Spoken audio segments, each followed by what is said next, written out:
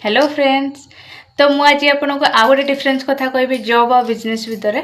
तो देखो जी भी माने गोटे जॉब करूँगी तो से कौन जॉब रे भी पैसा अच्छी बिजनेस रे भी पैसा अच्छी किंतु गोटे जॉब जदि आप कर 20-25 वर्ष भी दौरान ना सपोज आज आपंकर सालारी आस 15-20 हजार तो 25 वर्ष पर भी आपंकर माने सालारी बढ़ी बढ़ी के 5,000-10,000 ही बढ़ी थी जो थी कि आप केवल निजर नीड ही फुलफिल करें निजर आवश्यकता केवल फुलफिल करें।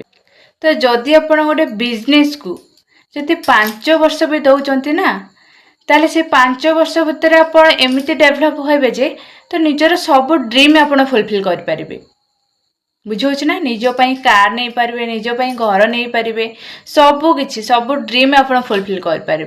तो यहीटा ही हूँ गोटे जॉब और बिजनेस भितर डिफरेन्स बुझे। तो लगुच तो आप सब कुछ क्लीयर हो जाइए। तो देखा नेक्स्ट वीडियो तो से पर्यंत रोचे बाय बाय।